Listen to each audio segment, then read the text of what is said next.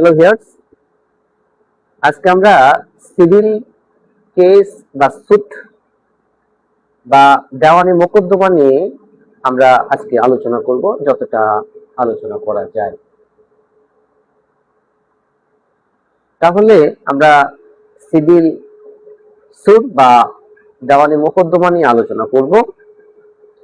আজকে একটি দেওয়ানি মোকদ্দমা নিয়ে আমি মামলা আজকে শুনানি করলাম। এটি হচ্ছে পার্টিশন একটা মামলা। তো এটি সাবস্টিটিউশনের জন্য আজকে একটা পিটিশন জমা দিলাম। এটি আগামীতে থাকবে, শুনানির জন্য এই সপ্তাহে থাকবে। তো এই যে সাবস্টিটিউশনের জন্য যে পিটিশনটা দেওয়া হয় হাইকোর্ট ডিভিশনে, আমরা যেটা দিয়ে থাকি, কেন দিয়ে থাকি এবং সিভিল মামলার ক্ষেত্রে এটি কেন দেওয়া দরকার, এই বিষয় নিয়ে আমরা আলোচনা করব।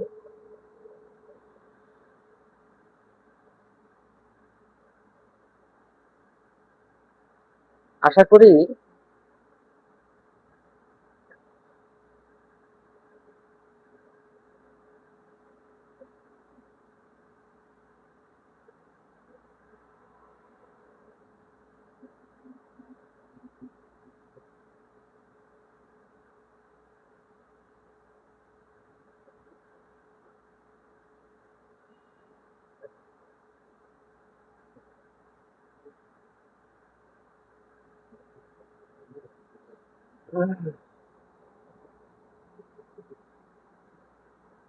যারা যুক্ত আছেন বা যুক্ত হচ্ছেন তাদের সকলের প্রতি ভালোবাসা রেখে এখানে আমরা আজকে শুরু করছি। যে অনেকে সময় দিচ্ছেন, অনেকে শুনতেছেন, বিভিন্ন কমেন্টস করতেছেন। তো এটি আসলে আমার জন্য একটা বিশাল বড় পাওয়া, অনেক বড় পাওয়া একটা বিষয়। তো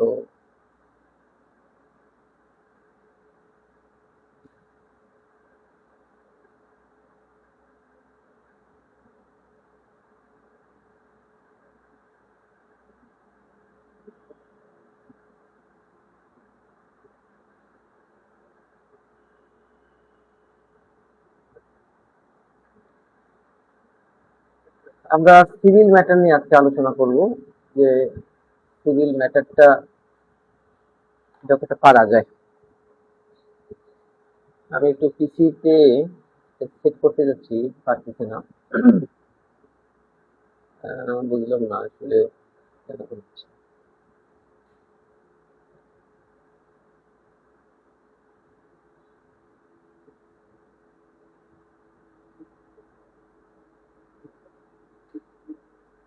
পিসিতে কানেক্ট করতে যাচ্ছি, তো এটার একটু চেষ্টা করে পারছি পারছি।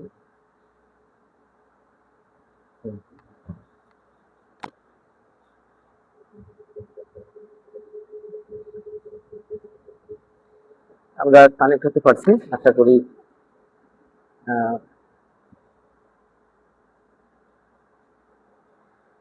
সিভিল মামলার যে বিষয়টা, সেটি হচ্ছে হাইকোর্ট ডিভিশনে রিভিশনের জন্য আসে। একজন ভাই যুক্ত হলেন, ভাইটা রেগুলার আমিনুল ইসলাম।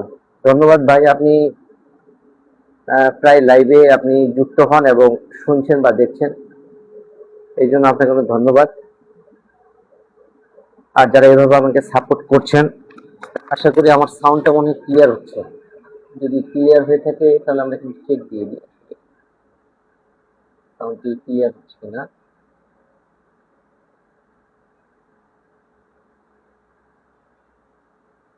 সাউন্ডটি ক্লিয়ার হচ্ছে? সাউন্ডটি কি আসতেছে? অবশ্যই আসলে আপনারা আমাকে জানাবেন। হ্যাঁ, সাউন্ডটি ক্লিয়ার হইলে। হ্যাঁ, আচ্ছা, সাউন্ড আসছে। আজকের যে আলোচনার বিষয়, সেটি হচ্ছে যে সিভিল মামলা নিয়ে আমরা আলোচনা করতেছি। সাউন্ডটা ক্লিয়ার হচ্ছে, থ্যাংক ইউ। এই যে হাইকোর্ট ডিভিশনে নিম্ন আদালতে যে ট্রায়াল কোর্টে মামলাটি আপিল আদালতে হেরে, সাধারণত সিভিল মামলার ক্ষেত্রে দেখি যে আমরা দুটি কোর্ট হেরে এই হাইকোর্ট ডিভিশনে আসে। একটি হচ্ছে ট্রায়াল কোর্ট, যেখানে আপনি মামলাটি করেছেন, যেটার বিচার সেখানে হয়, কারণ ক্রিমিনাল মামলা আর সিভিল মামলার মধ্যে পার্থক্য আছে। ক্রিমিনাল মামলা দুই ভাবে করা যায়, একটা হচ্ছে কোর্টে আর একটা হচ্ছে থানায়। তো মামলাটা আপনি থানায় করেন অথবা কোর্টে করেন, মামলাটির যে যে ধারাগুলো, এই ধারাগুলোর সাজা অনুসারে এই ট্রায়াল কোর্টটি কিন্তু চেঞ্জ হয়ে যায়। কিন্তু সিভিল কেসের ক্ষেত্রে বা সিভিল সুটের ক্ষেত্রে যে বিষয়টা হয় সেটি হচ্ছে যে আপনার এই জুরিডিকশনটি আগেই নির্ধারণ করা হয়, যার কারণে এই মামলাটা যেখানে জুরিডিকশন অনুসারে মামলাটি করা হয় সেখানেই কিন্তু ট্রায়াল হয়। তার মানে আপনার যে ট্রায়ালটা হলো, যে কোর্টে ট্রায়ালটা হলো, যেখানে ফাইলিং করেছেন সেখানেই ট্রায়াল হয়। অনেক সময় আবার এই মামলাটা ট্রান্সফার করে ফেলে, সেটা আলাদা বিষয়। অ্যাজ ইউজুয়াল সেখানেই ট্রায়ালটা হয়। এখন এই ট্রায়াল কোর্টে একজন রায় পাবে, একজন পাবে না। অর্থাৎ যে হারবে সে কিন্তু আপিল করবে সেই জাজমেন্ট বা ডিগ্রির বিরুদ্ধে, আর যে জিতবে সে তো তার তো আর কিছু করার থাকে না, সে তো জিতেই গেছে। তাহলে এই ট্রায়াল কোর্টে মামলাটা সে হারলো, সিভিল মামলাটা, আবার সে এই যে ব্যক্তি হারলো সে এই ট্রায়াল কোর্ট যে আদেশটি দিয়েছে এই আদেশের বিরুদ্ধে সে জেলা জজ আদালতে আপিল করলো। তাহলে জেলা জজ আদালতে আপিল করেও যদি যে বাদীপক্ষ যে রায়টি পেয়েছিল সে যদি আবার হেরে যায়, তখন কিন্তু সে হাইকোর্ট ডিভিশনে চলে আসে রিভিশন করার ক্ষেত্রে। তো প্রথমে রুল দেয়, পরে রিভিশন দেয়, অথবা সরাসরি রিভিশনের ক্ষেত্রে হতে পারে, এটি মামলাটির ধরন অনুসারে। তো আজকে যে মামলাটি আমি হাইকোর্ট ডিভিশনে করলাম সেটি একটা সিভিল নেচারের মামলা, সিভিল মামলা। এটি পার্টিশন, একটা যে বন্টনের যে মামলাটা, এটি ভাইয়ে ভাইয়ে একটা দ্বন্দ্ব, এবং এই মামলাটা আমি সাবস্টিটিউশনের জন্য একটা পিটিশন দিয়েছি। আশা করি এই সপ্তাহের মধ্যে আবার শুনানি হবে। এরপরে আমরা ফাইনাল শুনানির জন্য আমরা আবারই করব। তারপরে আগে আমরা সাবস্টিটিউশনের জন্য শুনানিটা করে ফেলি তখন। তাহলে সাবস্টিটিউশন যে পিটিশনটা আমরা দিই হাইকোর্ট ডিভিশনে, কেন দিই? প্রথমটা হচ্ছে যে যখন একটি মামলায় এফআইআর হয়, ধরুন যে আমি যে পিটিশনার হাইকোর্ট ডিভিশনে সে মামলাটি করেছে এবং আমি হচ্ছি অপোজিট পার্টি বা ডিফেন্ডেন্ট না, আমি যদি পিটিশনার সেখানে হই তাহলে আমি ডিফেন্ডেন্ট হচ্ছে আমি হাইকোর্ট ডিভিশনে, এবং অপোজিট পার্টি হচ্ছে সেই থেকে। তাহলে আমার প্রশ্ন হচ্ছে যে আমি ডিফেন্ডেন্ট এবং যে অপোজিট পার্টি, তো সেক্ষেত্রে আমার করণীয় হচ্ছে যদি আমার যে মূল যে পার্টি সে যদি মারা যায় তাহলে তার সন্তান বা তার পরিবারের কেউ তো থাকবে। যদি এই ক্ষেত্রে মুসলিম হয় তাহলে মোহামেডান ল, আর যদি হিন্দু হয় সেক্ষেত্রে হিন্দু ল অনুসারে যে বন্টনটা হয়ে আসে সেটা পাবে, কারণ যেহেতু এখানে সম্পত্তির একটা বিষয় আছে। তো এই ক্ষেত্রে যে পক্ষভুক্ত নতুন করে হওয়ার জন্য যে পিটিশনটা দেওয়া হয় সেটাকে সাবস্টিটিউশন দেওয়া মানে পিটিশন বলা হয়। তো এটি সচরাচর আমরা অনেক হাইকোর্ট ডিভিশন, অনেক কোর্টে আমরা অনেক সময় এমনি জমা নেই, আবার এটি হিয়ারিং করে বা মেনশন করে জমা দিতে হয়, পরে আবার এটি শুনানির জন্য একটা ডেট দেয়। তো এই যে প্রসিডিউরটা, তো এই মামলাগুলো হাইকোর্ট ডিভিশনে যখন আসে সেক্ষেত্রে রিসেন্টলি আরেকটা সিভিল মামলা আমার কাছে আসছে আমার এলাকার। তো যারা আমাকে বিশ্বাস করে দিচ্ছেন এই সিভিল মামলাগুলো, তো তাদের প্রতি অবশ্যই যে তারা যে আমাকে বিশ্বাস করে এই মামলাগুলো দিচ্ছেন, বা আমি এই বিশ্বাসটা রাখার জন্য আমি খুব চেষ্টা করি। আজকেও সিভিলের দুটা মামলা নিয়ে আজকে হাইকোর্টে সকালবেলা শুনানি করার পর আমি বিকালবেলা দুপুরের পরে জজ করে আসি, সেখানে দুটা মামলা নিয়ে আসছি আমি আজকে, দুইটা, আরো দুই ভাই দুইটা মামলা দিয়েছে, মোট 4টা ফাইল আমি নিয়ে আসলাম আজকে। তো মোটামুটি এই অল্প অভিজ্ঞতায় বা অল্প সময়ের মধ্যে মোটামুটি আমার বলা যেতে পারে আমি চেষ্টা করি নিজেকে যতটা পারা যায় আর যতটুকু আমি জানি সেটা আমি শেয়ার করার চেষ্টা করি। এখন প্রশ্ন হচ্ছে, তাহলে লাইভ সেশনে যে আমি আসলাম, কেন আসলাম? আপনাদের সময় তো নষ্ট করা যাবে না, কারণ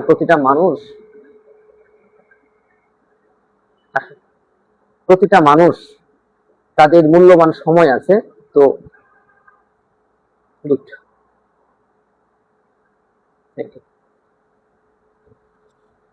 আমার বড় মেয়ে আসলে অনেক কিছু আর্ট করে আবার দেখাইতে আসে, ছোট মেয়েটাও আসে।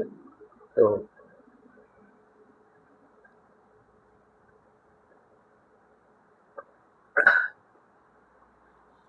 আমরা এবার চলে যাই যে হাইকোর্ট ডিভিশনে যদি আপনি সিভিল মামলা নিয়ে প্র্যাকটিস করতে চান, সেক্ষেত্রে কিন্তু আপনাকে সিভিল ট্রায়ালটা করতে হবে।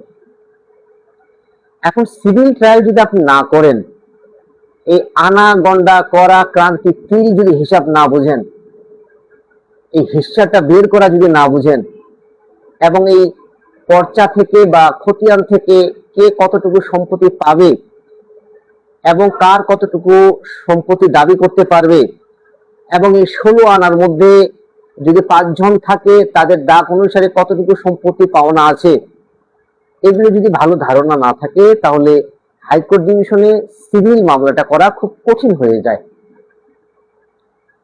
তো যারা সিভিল প্র্যাকটিস করেন তারা অবশ্যই ভালো জানেন, এবং আমি যেহেতু সিভিল মামলা করার সৌভাগ্য হয় এবং যথেষ্ট পরিমাণ সিভিল ফাইল আমি হাইকোর্টে প্র্যাকটিস করার সৌভাগ্য হচ্ছে বা আরো হবে আপনাদের ভালোবাসা আশীর্বাদে, আমার ভগবানের কৃপায়।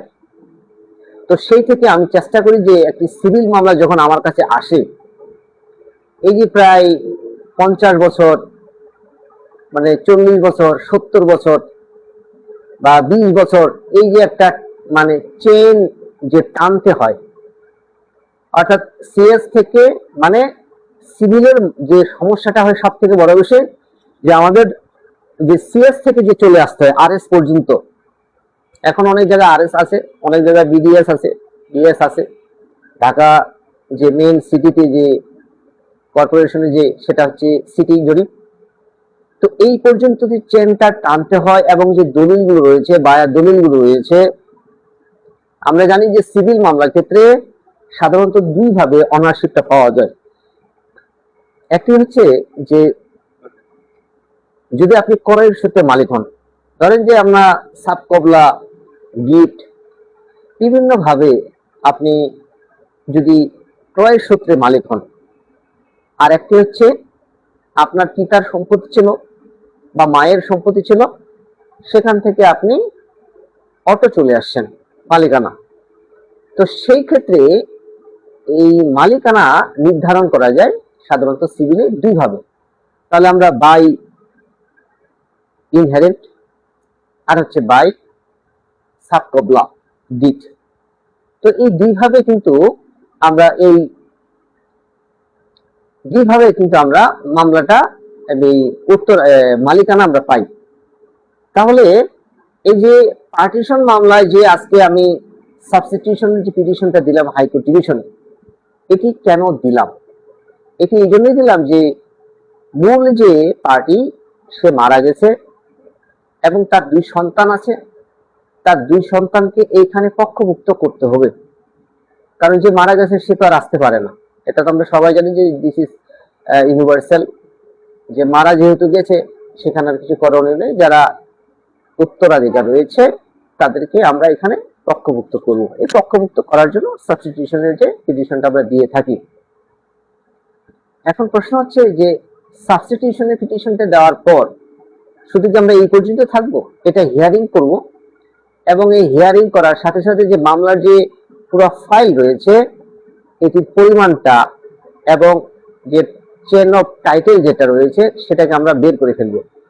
তাহলে হবে কি, যখন আমরা ফাইনাল শুনানি করব সেই ক্ষেত্রে তখন আমরা ভালো মতো হিয়ারিংটা করতে পারবো। কারণ আমরা জানি যে সিভিল ম্যাটারের ক্ষেত্রে যদি আপনার ডকুমেন্ট সম্পর্কে, যেটা পেপার সম্পর্কে আমরা বলে থাকি, যে দলিল, তারপরে খাজনা রসিদ, ডিসিআর, পর্চা বা যেটা খতিয়ান বলে থাকি, সিএস, এসএ, আরএস, যদি সিটি থাকে সিটি, নাহলে বিএস থাকলে, বিবিএস থাকলে, তো এটা সম্পর্কে আপনাকে চেনটা মিলাইতে হবে। এবং যে ব্যক্তির পক্ষে আপনি যুক্ত হয়েছেন আইনজীবী হিসেবে, সে কতটুকু পরিমাণ পাচ্ছে এটা কিন্তু আপনাকে অবশ্যই সঠিকভাবে নির্ধারণ করতে হবে। যদি এটি সঠিকভাবে নির্ধারণ করতে না পারেন, সেক্ষেত্রে কিন্তু অনেকটা কঠিন হয়ে যাবে।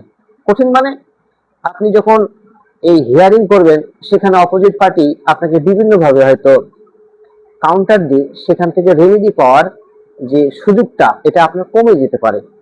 তো এই জন্য আপনাকে যে মামলাটি আসুক, সে মামলাতে অবশ্যই আপনাকে ভালো মতো স্টাডি করে যে পেপারসগুলো রয়েছে সেটা সেটিং করে নিতে হবে। তাহলে আপনি ভালো মতো হিয়ারিং করে সেখানে আপনার যে ক্লায়েন্ট বিশ্বাস করে যে আসছে, অনেকে দূর থেকে আমাকে ফোন দেয়, ফোন দিয়ে আমাকে কাগজ পাঠায়, আবার আমি মামলাটা রেডি করি, রেডি করার পরে তারা আবার একদিন আসে, এই বিশ্বাস করে কাগজ পাঠানো, টাকা পাঠানো।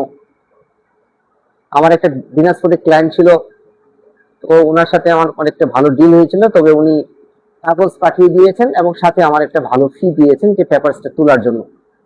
তো এই যে বিশ্বাস করে দিচ্ছেন, এই বিশ্বাস করে দেওয়ার জন্য, এই বিশ্বাসটুকু রাখার জন্য আমি চেষ্টা করি আমার পক্ষ থেকে যাতে কোনো ক্লায়েন্ট যে আশা নিয়ে আসছে সেজন্য নিরাশ না হয়। লড়াই করার পরে যদি আমাদের পক্ষে রেজাল্ট না আসে সেটা আলাদা বিষয়, কিন্তু আমার অবহেলায় যদি কোনো ক্লায়েন্টের ক্ষতি হয়, তাহলে আমি আমার বিবেকের কাছে অনেকটা মানে বলা যেতে পারে আমি মানে বিবেকের কাছে আমি অনেকটা ছোট বা লজ্জিত হয়ে যাব। তাহলে সিভিল মামলা করার ক্ষেত্রে, হাইকোর্ট ডিভিশনের সিভিল মামলা করার ক্ষেত্রে আমার সামান্য অভিজ্ঞতা থেকে আমি এটুকু শেয়ার করব যে হাইকোর্ট ডিভিশনে যদি ট্রায়াল ম্যাটারটা অর্থাৎ মামলাটা এই কোর্টের আপিল থেকে ট্রায়াল কোর্ট পর্যন্ত জাজমেন্ট গুলো এবং কি কি ডকুমেন্ট সাবমিট করেছে কোন পক্ষ, ডিটেলস আপনাকে স্টাডি করে এই মামলায় আপনাকে একটা মন্তব্যে আসতে হবে। যদি এই মন্তব্যে না আসা হয়, সেই ক্ষেত্রে আপনার সিভিল মামলায় আপনার ক্লায়েন্টের পক্ষে আপনি রেমেডি দেওয়ার আপনার চান্সটা খুব কম হয়ে যাবে। তো এই জন্য আমি সবসময় চেষ্টা করি যে সিভিল ফাইলগুলো আসে সেটা যেন আমি অবশ্যই সেটা যেন যত্ন সহকারে যেন আমি পড়াশোনা করি এবং ফাইলটার যত্ন নিয়ে যেন আমি কাজটা করতে পারি। কারণ একজন যেহেতু বিশ্বাস করে আসছেন, অবশ্যই তার বিশ্বাসটুকু রাখার জন্য আমি চেষ্টা করি। তাহলে আমরা এখন সিভিল নিয়ে কিছু আলোচনা করি, যে সিভিল ট্রায়ালটা জানার জন্য কি কি বিষয়গুলো আমাদের মনে রাখা দরকার। আপনারা আপনাদের মতামত জানাতে পারেন। যদি আমার আলোচনায় আরো কোনো যুক্ত করা প্রয়োজন হয়, সেক্ষেত্রে অবশ্যই আপনারা কমেন্টস করে জানাতে পারেন। আপনাদের এই মতামত আমি পরবর্তীতে অথবা এই লাইভ সেশনে না হলেও পরবর্তী সেশনে যখন আমি সিভিল ম্যাটার নিয়ে আসবো, এই সেম ম্যাটার নিয়ে যখন আসবো, তখন আমি সেই বিষয়গুলো মনে রেখে আমি লাইভে সেভাবে আলোচনা করার আমি শতভাগ চেষ্টা করব।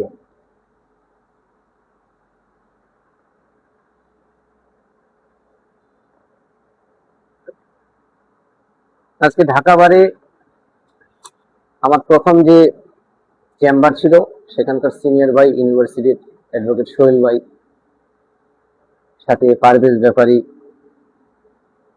সুজয় দা, আরাফাত, কালিদাস, আরো অনেক অ্যাডভোকেটের সাথে হঠাৎ করে দেখা, তাদের সাথে সেলফি তুললাম। আসলে এইভাবে সবার সাথে সেলফি তোলা বা আড্ডা দেওয়া, যেহেতু দিন যাচ্ছে সবাই আমরা ব্যস্ত হয়ে যাচ্ছি, তো ধন্যবাদ সোহেল ভাইকে, ধন্যবাদ পারভেজ ব্যাপারী, সুজয় দা, কালিদাস, আরাফাত, সবাইকে ধন্যবাদ। তাহলে একটি মামলা, সিভিল মামলা সাধারণত ট্রায়াল কোর্ট যদি আমরা জানি এবং আপিল, তাহলে আমাকে প্রথমে জানতে হবে যে মামলাটির জুরিডিকশনটি কোথায়। জুরিডিকশনটি আমি কিভাবে জানবো? জানতে হলে প্রথমে আমাকে জানতে হবে যে সেকশন 6 জানতে হবে, যে পিকিউনারি জুরিডিকশন। এর সাথে সিভিল কোড অ্যাক্ট যে এখানে যে কোর্টের যে জুরিডিকশনটি দেওয়া আছে এবং সর্বনিম্ন এখতিয়ার সম্পন্ন, যেটা লোয়েস্ট গ্রেড কোর্ট বলা হয়, সেকশন 15-এ বলা আছে। তো সেখানে যে বলে দিয়েছে যে সর্বনিম্ন এখতিয়ার সম্পন্ন আদালতে আপনাকে মামলাটি করতে হবে। আপনি চাইলেই এই জুডিকশনের বাইরে গিয়ে মামলাটি আপনি করতে পারবেন না, করা যাবে না, এটা বলে দিয়েছে। তো সেই ক্ষেত্রে এটা আমাকে অবশ্যই মানতে হবে। আরেকটি বিষয় হচ্ছে, সিভিল মামলা করার ক্ষেত্রে পার্টি দুইটা থাকে। তো যেটি পার্টি দুইটা সম্পর্কে বলা আছে, ওয়ার্ডার 1-এ বলা আছে যে একটি হচ্ছে two parties, number 1 plaintiff, number 2 defendant. তো দুইজন পক্ষ নিয়ে। তাহলে সিভিল মামলা দুইজন পক্ষ নিয়ে মামলাটি উৎপত্তি হয়।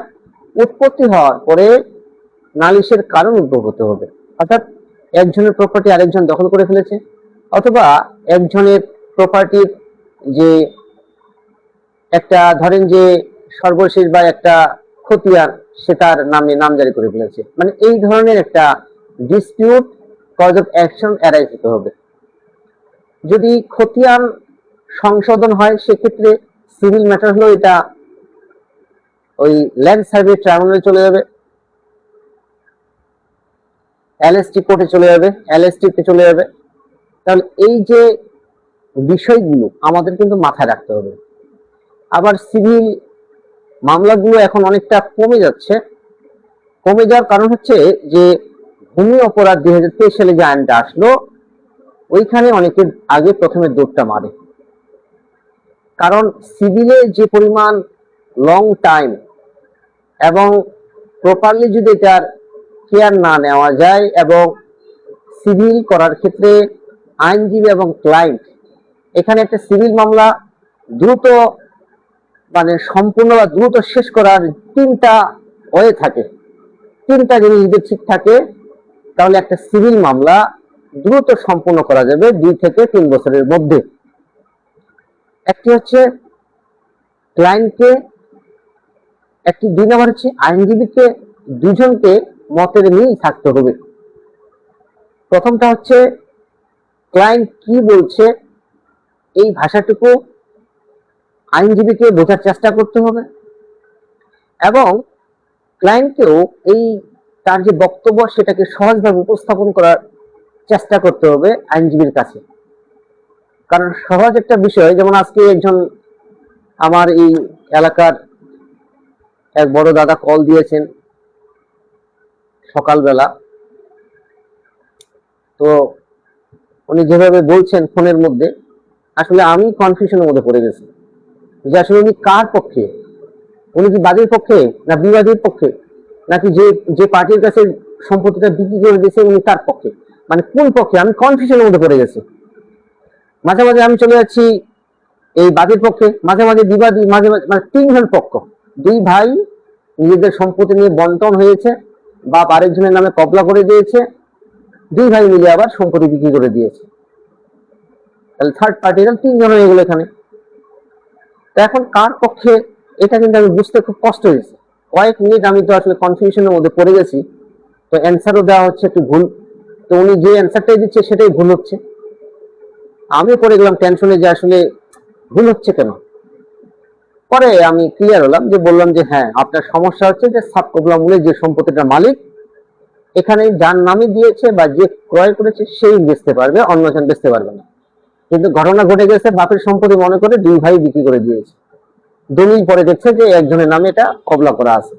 তো এই যে বিষয়গুলো ঝামেলা হয়, এখন তো এটা দিন দিন এই ঝামেলাগুলো অনেকটা কমে যাচ্ছে, যেহেতু একজন ডিজিটাল এখন করা হচ্ছে সবকিছুই।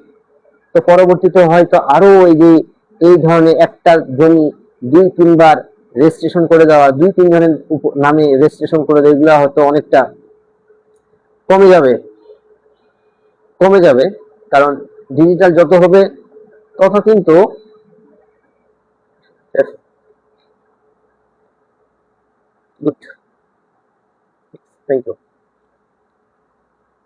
আমরা সিভিলের কিছু বিষয় নিয়ে আজকে আলোচনা করব, গুরুত্বপূর্ণ বিষয়, আশা করি এটা আপনাদের উপকারে আসবে।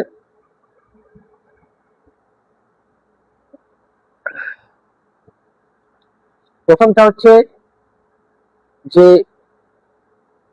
সিভিল মামলায় যদি ট্রায়ালে ভালো করতে চায় কেউ, সেক্ষেত্রে তাকে কাগজগুলো সম্পর্কে খুব ভালো জানতে হবে। যেটা বলা যেতে পারে যে জরিপ সংক্রান্ত যে কাগজগুলো, তাহলে জরিপ সংক্রান্ত কি কাগজগুলো, যত খতিয়ান আছে সিএস থেকে আরএস পর্যন্ত, ঢাকায় থাকলে সিটি, ঢাকার বাইরে থাকলে বিএস, তো এই যে খতিয়ান সম্পর্কে তার ভালো ধারণা থাকতে হবে। এবং অনেক সময় অনেক এলাকার খতিয়ান, বরিশালের খতিয়ান উল্টাপাল্টা হয়ে গেছে, আমাদের এদিকে যেটা আরএসটা পরে হয়, এটাকে আরএসটা আগে হয়ে যায়, এই যে বিষয়টা, তো এই বিষয়গুলো খেয়াল রাখতে হবে। আর কোন ক্লায়েন্ট যদি আপনাকে জমি সংক্রান্ত পরামর্শ চায়, সেক্ষেত্রে অবশ্যই ফাইলটা করা উচিত। আর যতটুকু জানেন ততটুকু তো জানেনই, তবে ফাইলটা পরে যদি পরামর্শ দেওয়া হয়, এটা আমি সবসময় বলি যে কাগজ পাঠিয়ে দেন। এই মানে যতটা পারা যায় সিভিলটা আসলে বাসায় পরে স্টাডি করে যদি পরামর্শটা দেওয়া যায়, তাহলে কিন্তু মানে আরো সঠিক হয়। কারণ এখানে আমি দেখবো যে মানে যে চেন অফ টাইটেলটা ঠিক আছে কিনা, জমির পরিমাণটা ঠিক আছে কিনা, এবং দলিলগুলোতে যে পরিবর্তন হলো মালিক, এটা কিভাবে পরিবর্তন হলো, এবং কে কাকে জমিটা দান করেছে বা ক্রয় করেছে, দখলে কে আছে, কার নামে নামজারি হয়েছে, ডিসিআরটা কার নামে, দাখিলা এখন কে দিচ্ছে, কত সাল পর্যন্ত দাখিলা হয়েছে, তো এই যে ম্যাপ স্কেচ, এগুলো সম্পর্কে ভালো ধারণা থাকতে হবে। আমার অভিজ্ঞতা থেকে আমি এটা মানে বিশ্বাস করি বা মনে করি। তাহলে এই বিষয়গুলো যদি ভালো জানা থাকে, তাহলে সেক্ষেত্রে সিভিল প্র্যাকটিস করার ক্ষেত্রে বলা যেতে পারে এক প্রকার মজাদার একটা প্র্যাকটিস। কারণ অনেক হাইকোর্ট ডিভিশন, অনেক সিনিয়র দেখলাম যে শুধু সিভিলই করে আর রিট টুকটাক, আবার অনেকে শুধু রিট করে প্রচুর, সিভিল টুকটাক, আবার অনেকে এই ক্রিমিনাল করে সাথে রিট সার্ভিস ম্যাটার, আবার অনেকে দেখলাম যে ইদানিং অনেক ব্যারিস্টাররা স্ট্যাটাস মারে, দেখলাম যে রাজুকের শুধু উপর রিট করতেছে, রাজুকের উপর রিট করতেছে। আমার করার সৌভাগ্য হয়েছে কয়েকটা রিট, তো আশা করি পরবর্তীতে আরো করার সুযোগ হবে, এবং আপনাদের ভালোবাসা, সাহায্য, সহযোগিতায় সামনে এগিয়ে যাওয়া। আমরা সবশেষে এটুকু বলবো যে আমরা সরলা একাডেমিতে যে আমরা একটি কোর্স চালু করেছি, সেটি হচ্ছে ক্রিমিনাল ট্রায়াল কোর্স। এই ক্রিমিনাল ট্রায়াল কোর্সটি কারা করবেন আমি বলে দিয়েছি, যারা প্রশাসনের দায়িত্বে রয়েছেন, পুলিশ অফিসার, সিআইডি হতে পারে, ইবিআই হতে পারে, অথবা থানায় কর্মরত রয়েছেন, তাদের ক্ষেত্রে বিভিন্নভাবে আমাকে অনেকে কল দেন যে আসলে মামলাটি যখন করব তখন কিন্তু তাদেরকে সেকশনগুলো কিন্তু যুক্ত করে দিতে হয়। ক্রিমিনাল মামলা করার ক্ষেত্রে যখন এফআইআরটা দায়ের করা হয়, তখন সেক্ষেত্রে মামলাটি কোন কোন ধারাগুলো যাবে তাদের মধ্যে কনফিউশন থেকে যায় অনেকটা। তো এই ক্ষেত্রে আমাকেও অনেকে কল দেয়, আবার কেউ না কেউ তো হেল্প করি, আমরা একে অপরের পরিপূরক। কিন্তু যদি এই ক্রিমিনাল ট্রায়াল কোর্সটি তারা করে, সেক্ষেত্রে তাদের জন্য উপকারে আসবে। আর এছাড়াও এটা হচ্ছে যারা শিক্ষানবিশ, ল স্টুডেন্ট, যারা পড়াশোনা এখনো চলমান আছে, সেমিস্টার শেষের দিক, একটা বা দুইটা সেমিস্টার আছে। কারণ আমরা জানি যে অনার্সে যারা আমরা পড়াশোনা করছি প্রাইভেট ইউনিভার্সিটিতে, তো শেষের দিকে দেখা যায় যে ওই 12টা সেমিস্টার হলে 10 সেমিস্টারের পরে কিন্তু আমাদের ড্রাফটিং শুরু হয়ে যায়, civil drafting, criminal drafting, trial. তো এই যে বিষয়গুলো যখনই আপনারা শেষের দিকে আসবেন, তখন সেই ক্ষেত্রে কিন্তু এই ক্রিমিনাল ট্রায়াল কোর্সটি যদি আপনারা করে থাকেন, সেক্ষেত্রে এটা কিন্তু আপনার অনেক উপকারে আসবে, কারণ আপনার বেসিকটা আপনি বুঝতে পারবেন।